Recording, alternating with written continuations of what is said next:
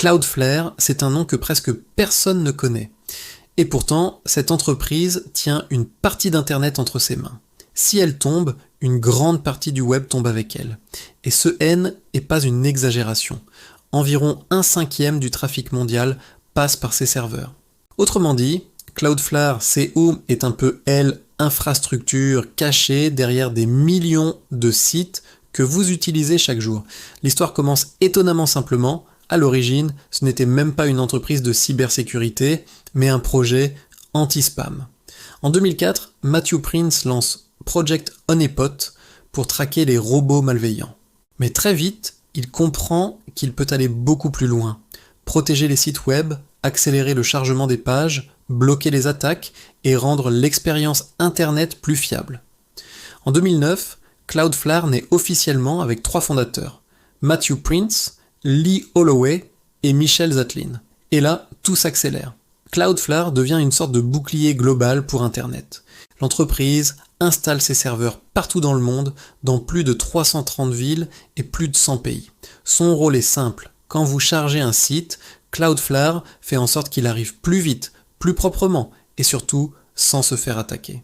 Il bloque donc chaque jour des milliards de cyberattaques, parfois invisibles, mais cruciales pour maintenir le web en vie. Depuis, Cloudflare est devenu un géant. Plus de 295 000 entreprises sont clientes, dont plusieurs milliers qui payent plus de 100 000 $ par an. Son chiffre d'affaires dépasse largement le milliard de dollars par an, avec une croissance à 2 chiffres. Et ce qui surprend, c'est la diversité de ses services.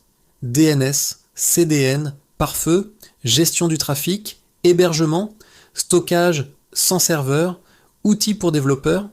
Cloudflare veut être la colonne vertébrale d'un Internet plus rapide et plus sûr.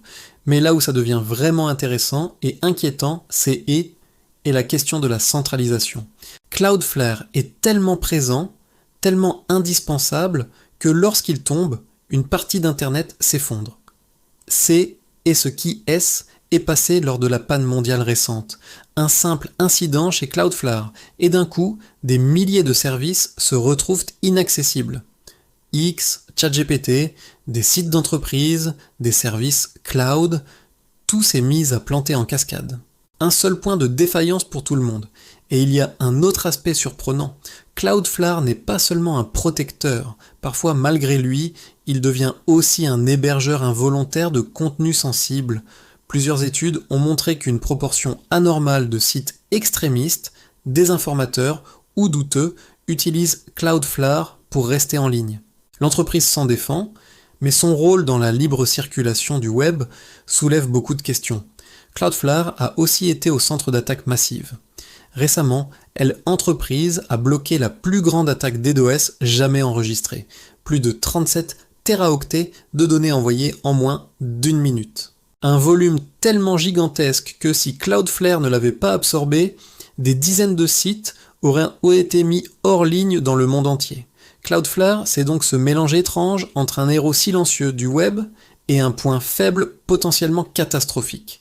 Une entreprise essentielle, mais dont la chute pourrait provoquer un chaos numérique. On peut l'aimer, la critiquer, la questionner, mais une chose est sûre, aujourd'hui, Cloudflare est l'un des piliers les plus importants d'Internet. La vraie question, c'est est-ce qu'on ne dépend pas trop d'une seule entreprise pour faire tenir debout quelque chose d'aussi essentiel que le web mondial? Et vous, qu'en pensez-vous? Cloudflare est-elle une force de protection ou un risque pour la stabilité d'Internet?